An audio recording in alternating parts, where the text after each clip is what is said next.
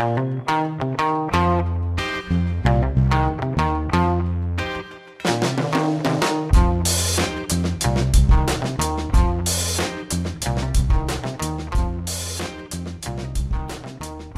pessoal, estamos aqui para mais uma gravação do Pod Arte, o podcast da Fundação Cultural Badesc. Hoje vamos conversar com o Lucas Esperança, que apresenta a exposição É a Gente que se Engana, Enxergando Amor Onde Não Tem. Obrigado, Lucas, aí pela presença, pela gravação aqui com a gente. A gente está aqui também com a Vitória, que vai já iniciar lendo o currículo do nosso colega artista. Olá pessoal, tudo bem? Bem-vindo, Lucas, ao podcast aqui da Fundação. Vou então falar um pouquinho sobre o Lucas. Nascido e residente em Lages, Santa Catarina, é artista autodidata licenciado em Química pela Universidade do Estado de Santa Catarina, UDESC. Atua com enfoque na pintura e desdobramentos da mesma a partir da criação de composição com elementos da cultura popular.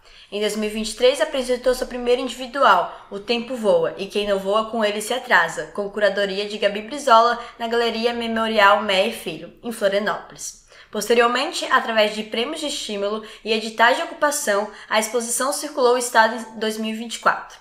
No mesmo ano, integrou as coletivas O SUS São Meus Pais e Impossibilidade de Esgotamento.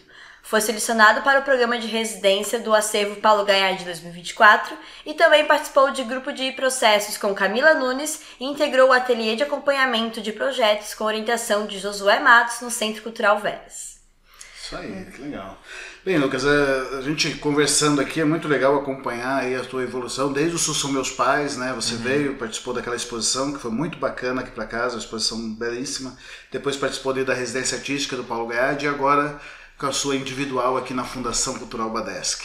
Mas a gente queria também saber um pouco mais desse teu passado, sobre como que você se viu como artista, como é que começou, sobre a tua origem, até a gente chegar aqui na exposição. Boa tarde. Boa tarde.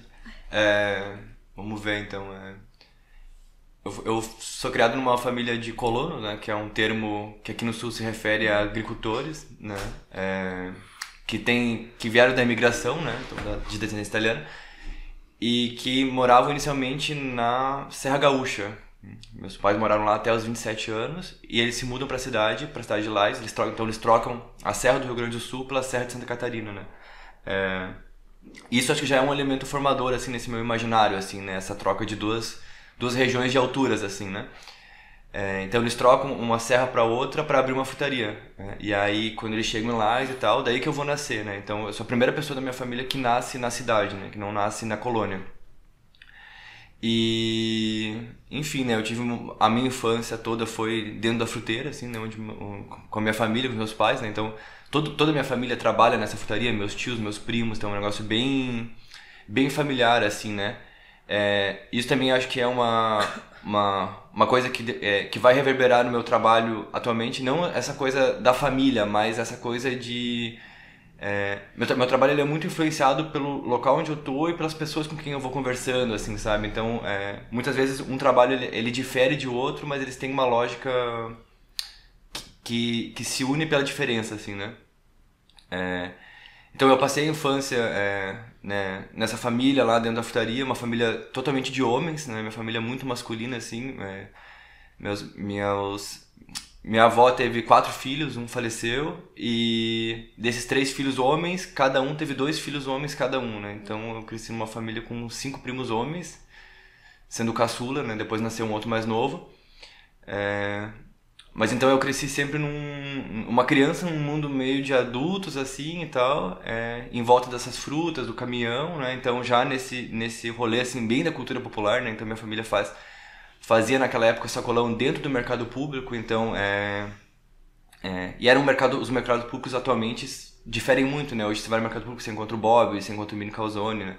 Naquela época não, você encontrava o pé de galinha, você encontrava a buchada, né? O salame, as frutas lá e tal, né? Então eu cresci nessa atmosfera de comércio popular, assim, né? Isso faz parte da minha vida e faz parte da minha vida até hoje, né? Eu trabalho lá, né? Quando não estou produzindo no ateliê e residindo em Lages, né?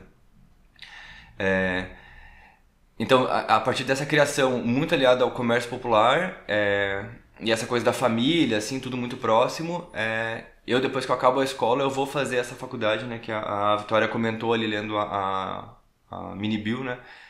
que eu me formei em Química, né? Daí foi quando eu vou para Joinville para estudar Química, na UDESC de lá.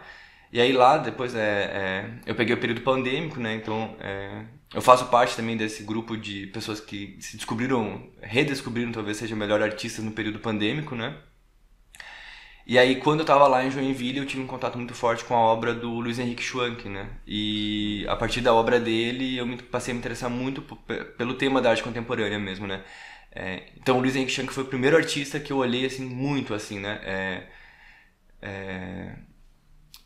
Não sei se isso se dá pra ver, assim, tão diretamente, talvez, o Luiz Henrique Schwanck nas minhas obras, assim, né?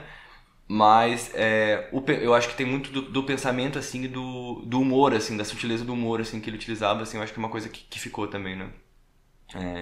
Enfim, né? Então, além disso, assim, quando eu era criança eu fiz algumas aulas de pintura, quando eu tinha uns 8 anos, assim, mas foi uma coisa que eu... Em Lages mesmo? Em Lages mesmo, mas eu lembro que eu fiz essas aulas de pintura, mas durou muito pouco, assim, e eu ficava muito frustrado, assim, porque eu não... Era uma coisa meio assim, a gente vai te dar os material, daí você vai tentar copiar o desenho da revista ali e tal, né? A maçã da revista, eu lembro de eu pintando um carro de polícia americano nessas aulas de pintura lá em Lages. Mas aí ficou por isso, assim, né? E, enfim, né? Posteriormente, assim, eu tive uma vida também de sair da escola que eu me... passei a me tornar um grande consumidor de literatura, assim, um leitor, assim, e tal, né? Então eu sonhava mesmo em ser escritor, na verdade, né? Então acho que o meu primeiro contato com um artista era tentando ser escritor, assim, ser chargista, né? Eu fazia uns desenhos, assim, um haikai, essas coisas assim, né? E eu acho que isso é uma coisa que dá pra pensar a partir do meu trabalho, nessa coisa, né? O haikai eu acho que é uma coisa que dialoga muito com o jeito que eu pinto, assim, né? Pelo fato de pensar o espaço vazio, né? Que é uma coisa do haikai também. No haikai ele é uma coisa muito concisa, mas que ele, sem o silêncio não existe, né? O haikai, assim, né? O silêncio tá pro espaço vazio também, eu acho, né? Legal. Interessante. Eu vi em uns materiais educativos que você fala sobre... de outras exposições que você já realizou, né? Até uma questão que eu sempre falo nas ações educativas durante a exposição, de como o seu processo, ele faz pouco tempo que você tá trabalhando como artista, mas ele é um processo que ele é muito, muito vivo, assim, porque desde então tu sempre produziu e tu já tá na terceira individual, então pouco tempo, né? Tem artistas que vão fazer sua primeira individual depois de 10 anos, por exemplo. E tu já fez várias exposições coletivas e também individuais, assim, né? Então, acho muito interessante esse teu percurso, como tu mergulhou mesmo em a profissão de ser artista, né? Mas o que eu tava falando ali, da questão de um material educativo que eu vi, até que Babel fez, que era sobre uma pintura que você viu quando pequeno, de um cavalo, na casa da vizinha. Sim. E eu acho essa história, assim, genial. Não sei se você poderia compartilhar com a gente essa história. Essa, na verdade, é uma história ficcional de Babel. Mas olha só! Mas é uma história que eu amo também. Mas eu achei que era tua. Não, mas eu amo também. Eu amo essa história do lado também. do escritor. Não, é uma história é um texto de Babel mesmo, do educativo. Não é meu texto, assim. E foi um texto, é um dos textos que eu mais gosto, assim, que eu já havia escrito sobre o meu trabalho também. Então, eu li ali e falei, tipo, nossa, e eu fiquei falando isso o tempo inteiro. Não, mas que interessante. De Babel, Quer falar? É um texto muito bonito, que ela conta a história de uma criança que vê uma pintura de um cavalo e acha que é um cavalo de verdade, né? Uma coisa assim, eu não lembro bem certinho. Isso mesmo. E aí ela relaciona isso com o fato de que a tia dela dizia que tinha inventado a alquimia de alguma coisa, não era? Que tinha inventado, no caso, tinha visto um cavalo, mas na verdade o que viu era pintura, né? Exatamente isso. E daí a tia dela falava que tinha, nesse texto, né, tinha inventado alguma chimia lá, não tinha uma coisa assim no texto. Acho que tinha. Não, é um texto muito bonito esse mesmo, mas isso dá pra fazer um paralelo. É uma história que o Babel não conhece, até inclusive. Mas eu falei disso em rodas de conversa, tal, com o Fábio Brigman que teve, que tentando mapear esse lance porque no fim das contas, tá produzindo pintura, tá produzindo texto, a gente tá falando de produzir ficções, né? De produzir narrativas ficcionais que criam uma atmosfera, criam um mundo, né? A parte. É uma coisa clichê do artista isso, de criar mundos, mas é uma verdade, né? Quando eu tinha 8 anos, lá em Lages, faleceu um pintor regionalista lá, que é o Clênio Souza. E eu lembro até hoje quando ele faleceu, porque no jornal eles colocaram na capa, com a morte desse pintor, uma pintura que ele tinha, que era dele no ateliê. E o Clênio é um pintor que é muito... Ele tem obras no MASP, né? E ele era considerado um grande surrealista, assim, né? Então ele tem uns jogos de luz muito incríveis nas pinturas dele, assim. E nessa pintura especial que tava no jornal, era ele dentro do ateliê e tal, cheio de pintura, assim, uma janelinha no fundo. E eu lembro da sensação de criança, de olhar para aquela imagem e não saber o que era aquilo, entende? Que mundo era aquele, assim. Eu sabia que não era uma foto real de um mundo real, mas eu não conseguia conceber aquilo como uma ficção, assim, sabe? Tipo, foi uma... Acho que foi o primeiro contato que eu tive com essa espécie de mentira, assim, sabe? Essa mentira do bem, que é a ficção, assim, né? Que a gente se permite gostar, que a gente se permite sonhar e tal. E essa coisa do ilusionismo também, né? Que a pintura, ela tá muito pautada também no ilusionismo, né? E... Enfim, então teve esse lance que aconteceu, assim, lá quando eu tinha esses 8 anos de idade, eu vi essa imagem no jornal e eu levei pra sempre essa imagem comigo, assim, né? O Clênio já faz 20 anos que ele faleceu, agora vai fazer em 2026. Mas enfim, né? Falando mais do meu imaginário, assim, acho, né? Então, como você falou, esse lance do cavalo e tal, né? Que acaba remetendo a uma questão da região mesmo, né? De ser uma região que o desenvolvimento está mais ligado ao campo e ao agro e não necessariamente a uma cidade urbana, como... Apesar de que Florianópolis é cidade urbana, assim, tal, mas tem a praia, assim, né? É outro imaginário também, né? Sim. Mas como isso está ligado a... Você falou do cavalo, né? Está ligado a essa coisa do campo, do regionalismo de lá, né? Eu até me perdi aqui, nem lembro que eu estava falando muito mais. De poder pensar as histórias da minha região sobre um viés universal, assim, sabe? Eu acho que isso talvez seja um pouco o que esse texto de Babel propunha, assim, sabe? Essa coisa da criança que olha para o seu entorno ali, assim, sabe? Eu era uma criança que desenhava muito, assim, né? Eu copiava muito desenho de livro, assim, e tal, né? Quando eu tinha uns 7 anos, uma professora me colocou para fazer uma exposição na sala de aula dos meus desenhos, assim, então era uma coisa que fez parte da minha vida, assim, sabe? Já existia, né, o artista. Faz parte da minha vida, assim, Me fez lembrar um texto da Nina Simões, que ela falava, tem uma entrevista muito famosa dela, que ela fala sobre o artista, né, que ele tem que olhar ao seu redor, o seu tempo, né? É muito dentro desse campo, então, que você está falando, né, de olhar a tua cidade, como a Vitória falou, do sol, da luz, daquele ambiente, aquele sol laranja, né, da paisagem como ela é, daquela janela que você mostra uma vaquinha que está pastando. Então tem todo esse universo de lajes mesmo que você tenta trazer. Sim, sim. Agora eu lembrei que eu ia falar antes. Então esse texto de Babel, ela tenta quase fazer o primeiro encontro de uma criança com uma obra de arte, né? E como o que causa esse contato com a ficção, né? Dentro de uma criança e tal, né? O imaginário nosso serrano de artes, ele tá totalmente ligado à figura do Maliverne, né? E as paisagens geadas. E as paisagens geadas, e as paisagens da Coxilha Rica e tal, né? Só que a paisagem da Coxilha Rica não é mais uma coisa que você vê na cidade, entende? Quando o Maliverne estava pintando em 1940, 1950, beleza, ele podia abrir a janela de casa ali e ver campos e pinheiros e tal. Mas isso não acontece mais, assim, sabe?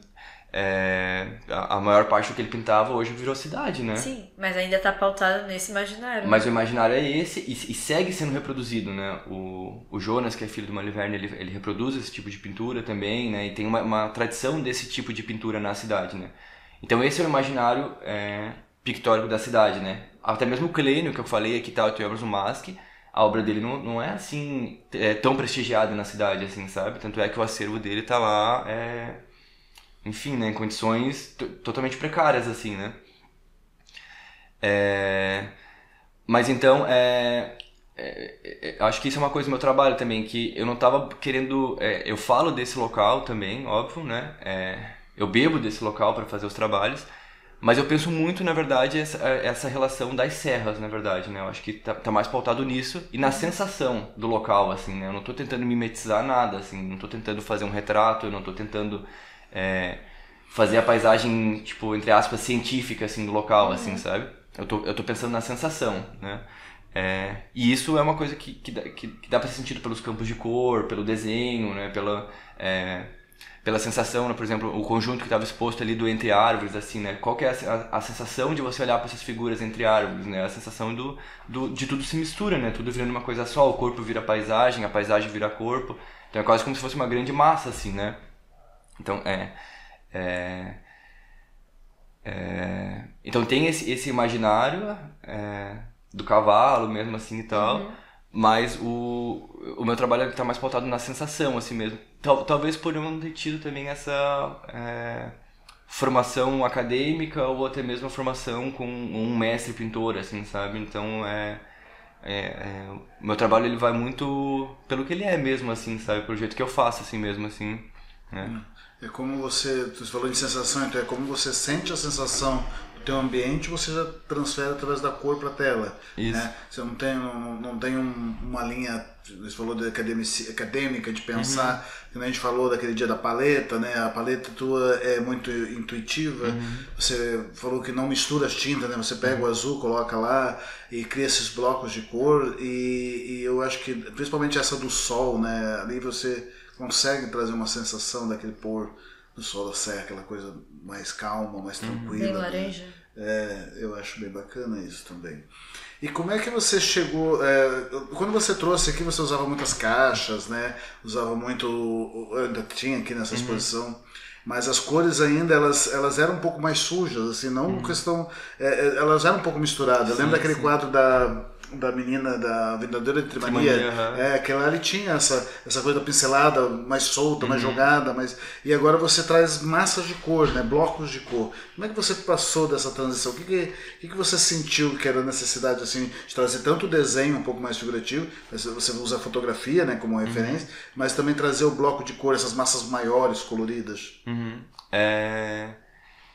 Eu acho que nesse conjunto específico mudou pra quem eu tava olhando, assim, sabe? Eu acho que eu tava olhando agora muito pro... Eu passei pela residência no Paulo Gaiade, né?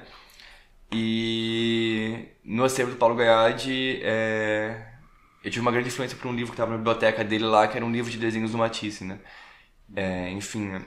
E nesse livro de desenhos do Matisse, eu pude entender melhor a obra do Matisse a partir dessa coisa que é o arquidesenho, né?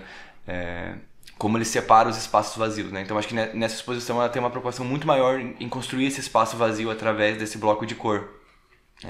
Que era uma coisa também do Gaiade, né? Agora recente abriu a exposição no MASP lá, que tá com as obras do Gaiade, e tem diversas paisagens deles que são assim, né? São só divisões e tal, e blocos de cor. Tava até comentando com a Rosângela ontem na exposição, que tipo, pô, só um arquiteto poderia fazer isso, assim, né? Porque é uma coisa que realmente vem do desenho, não é uma coisa... É sobre pintura também, mas eu acho que antes disso é sobre desenho, assim, sabe? E o desenho é uma prática muito... Todo mundo desenha, né? Todo mundo já desenhou, todo mundo Só que chega um momento que essas coisas vão sendo podadas, assim, né? Que o seu desenho tem que ser mais rachurado, tem que ser mais não sei o que lá, você tem que ficar mais demorando, você tem que fazer a sombra, você tem que fazer não sei o que lá. Mas o desenho intuitivo mesmo, até infantil, é você olhar uma coisa e quase como se estivesse passando o dedo em volta daquilo, né? Só querendo pegar os limites daquilo, né? Então acho que o meu trabalho ele tá pensando muito isso também, o limite desses corpos, o limite dessas paisagens, né? Onde uma coisa começa e outra termina só por uma separação de linha, como é no caso do Entre Árvores, né?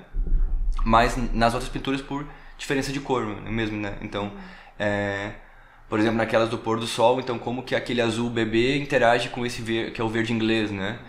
Então acaba sendo quase uma discussão de cor mesmo, mas para pensar com os motivos do local, né? A experiência do local é uma coisa que eu penso muito, assim, né? Seja essa coisa que se chama do desterritorial, né?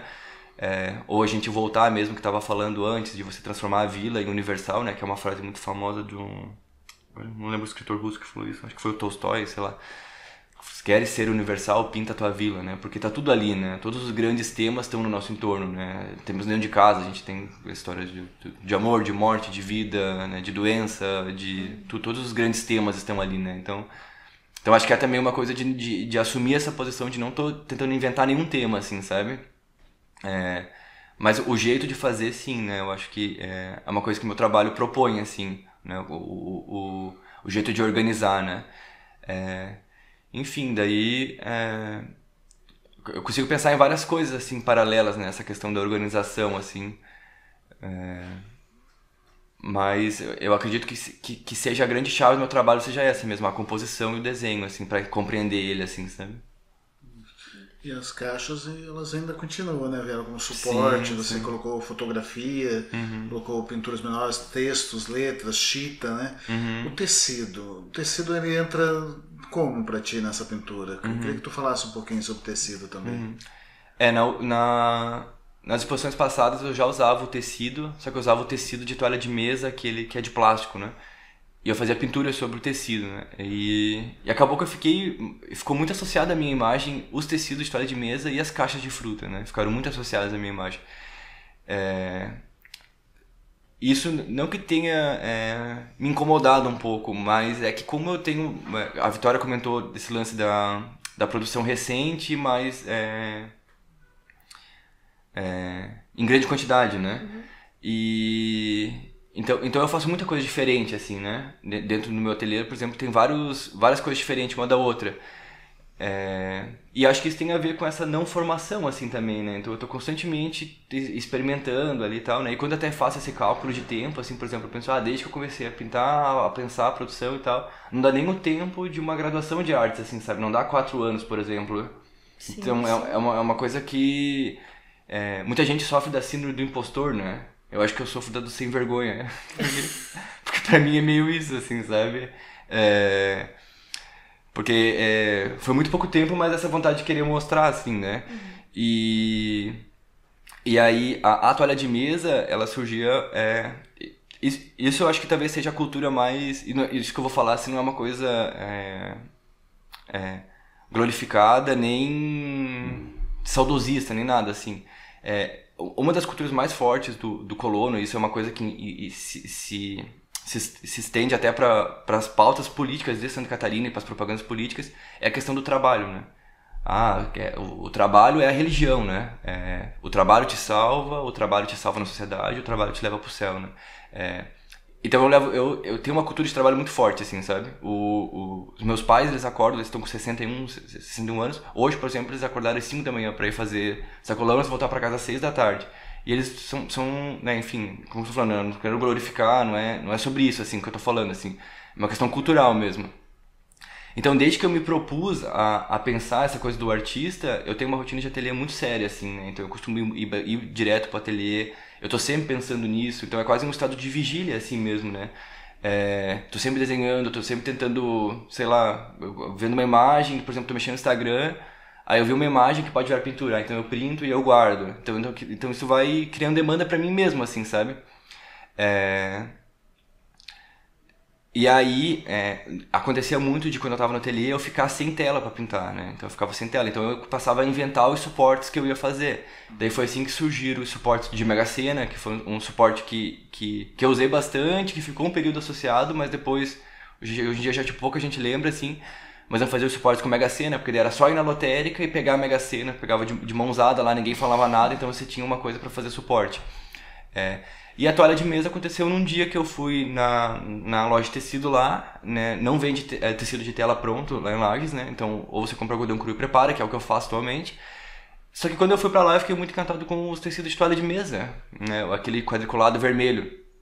E aí eu decidi comprar pra usar no ateliê. Então foi meu primeiro contato com esse suporte sendo a toalha de mesa. E aí, enfim, né, tem histórias e histórias, né, com isso. Por exemplo, uma vez eu cheguei pra comprar esse tecido lá e a mulher que me atendeu falou assim, pô, mas por que você compra tanto essa toalha de mesa assim, então? Aí eu falei, não, é porque eu faço uns trabalhos, assim, né. E aí ela falou assim, você faz trabalhos de arte, o quê? Daí eu mostrei uma imagem, era uma imagem de uma figura, né, e nessa época eu pensava as pessoas do centro da cidade, assim, né, então andava pelo centro, eu tirava foto dessas pessoas. E eu depois pintava, né? Então era quase pensando o centro como um encontro de tudo mesmo, né? Como é o centro, né? Essa coisa da praça, né? Então era uma coisa que puxava pro direito à cidade, puxava pro direito ao estar ali, né? E aí eu mostrei essa pintura pra essa mulher, assim, e ela olhou e falou assim, nossa, bonito e tal. Ela falou assim, e paisagem, você pinta? Daí eu falei assim, não, eu não pinto paisagem. Ela falou assim, não chegou lá ainda, né? Então é esse lance do imaginário, assim mesmo, assim, sabe? Que é um pintor, né? O que ele tem que contar. Exatamente. Ainda mais pensando que tu falou da questão do imaginário mesmo serrano, né? Que geralmente é paisagens agrocárias, ou é o campo, né? Ou é a geada, né? A fazenda, né? A fazenda, nossa, né? Sim, a cerca e tal, né? Que era um tema que eu trabalhava, né? A cerca antes. Então esse tecido de toalha de mesa, que tem só um pedaço pequeno à exposição, surgiu assim. Só que daí, a partir de eu ter tido essa liberdade de trabalhar com esse tecido, eu passei a assumir que eu podia usar qualquer coisa que eu gostasse, entende? Que eu pudesse... Eu me dei essa... meu próprio trabalho proporcionou essa liberdade dentro do que eu estava articulando ali, né? Sim. Então, praticamente qualquer material gráfico que, de alguma forma, eu sinto que aquilo ali faz sentido dentro desse mundo, eu vou colocando, assim, né? Então, veio esses tecidos de chita... Os próprios bilhetes motivacionais vêm desse mesmo local, né? Faz sentido estar ali, entende? Né? Porque é quase como se eu fosse... Isso talvez seja uma definição contemporânea do artista, né? Mas é eu me vendo como mediador das coisas que chegam até mim, né? Então o trabalho de arte ele acaba quase sendo como uma plataforma, né?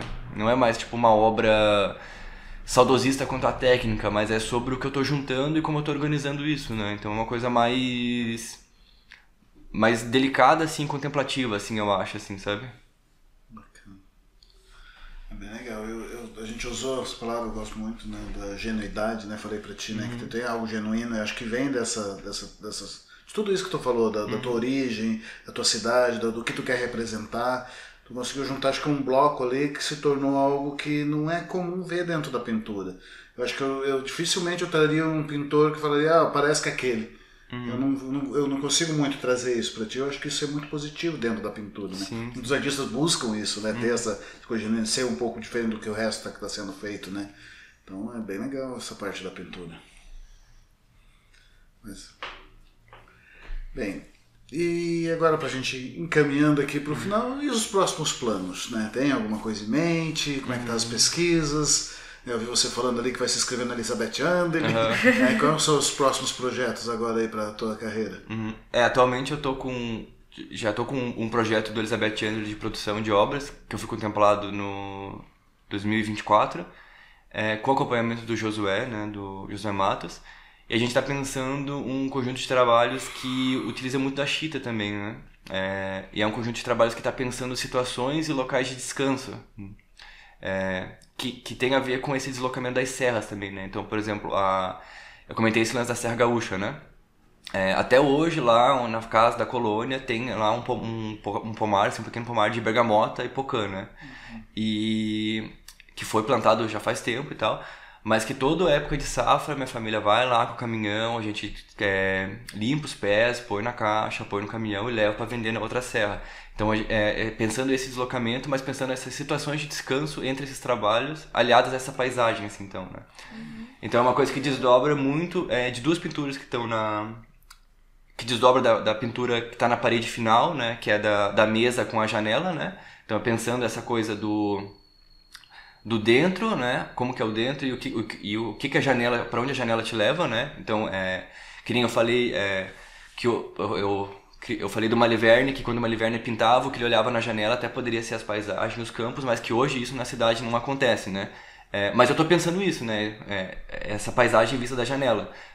Seja na Serra do Rio Grande do Sul, ou seja lá na minha casa, que apesar de você não ver mais as coisas, ainda por estar na altura é uma janela que você vê muita coisa, né? Você vê uma imensidão, assim, né? Então eu tô pensando nesses locais de descanso, assim, né? E até é engraçado eu falar isso, assim, porque depois de ter falado essa coisa do culto ao trabalho, assim, né? Meio... é um pouco contraditório, né? Mas isso é bom também. Sim, é interessante, na verdade. Eu acho que faz sentido. Mas o culto do trabalho vem tanto da vocação quanto daquilo que a gente quer trabalhar também, né? Eu acho que todo mundo precisa, né, trabalhar, fazer algo, né? E acho que a família, no teu caso, né? Quando tu fala não glorificar, mas eu acho extremamente importante essa rotina, né? Que nem falou dos seus pais, acordar às 6 horas, mas isso vai dar uma longevidade para eles também muito grande, né? Eles trabalham naquilo que eles gostam, né? Minha família também do interior, também é do campo, e eu vejo essa paixão por plantar. Meu avô até hoje, com 90 anos, ainda planta milho, ainda planta. Tem é uma coisa que vem acho que talvez do gene. São formas de olhar a terra, né? A nossa geração olha a terra diferente, né? Hoje, a nossa geração, a terra é uma coisa mais de conflito até, né? Essa coisa, por exemplo, Israel, Palestina, o assunto é terra ali, né? Claro. Mas para os antepassados, por exemplo, a terra era fonte de alimento, né? Onde tu planta, o que tu vai comer, né? Agora a gente, assim... Hoje o nosso assunto da minha geração com a terra é o fato de não conseguir comprar uma terra, né? Exatamente. Muito isso. Quando compra, muitos não compram a terra, compram o concreto, né? Compram um apartamento que a terra é dividida com todos, né? É bem diferente. Muito legal te ouvir, foi bem importante. Muito bom. Quero agradecer a sua presença aqui, né? Estamos caminhando para o final, então. Vitória, alguma consideração? Não, só agradecer por esse espaço também da exposição, esses 50 dias que ela teve expostos, né? Foi muito bonito e tudo isso que tu falou agora faz mais sentido, assim, né? Pensando na questão do trabalho. E agora com esse novo projeto de descanso, eu tava vendo um pouco de descanso já nessa tua produção. Acho que faz todo sentido mesmo. E parabéns pelo trabalho. Obrigado, Vicky, obrigado, Denilson, obrigado, Júlia também. Obrigado, Júlia, que está aqui com a gente, Júlia Steff, hoje fazendo a gravação. Obrigado, Vitória, obrigado, Lucas. Pessoal, quem quiser ainda acompanhar o que ouviu, né, esse podcast, quiser ver o trabalho do Lucas, lembrando que nosso acervo virtual está no site da Fundação Cultural Badesc. Vocês têm acesso ali a todas as exposições que aconteceram aqui na Fundação. Lá vocês vão poder ter acesso a outros Spotifys. Outros podcasts que também estão no Spotify, está no YouTube. Obrigado, gente. Obrigado, Júlia. É isso aí. Tchau. Valeu, tchau.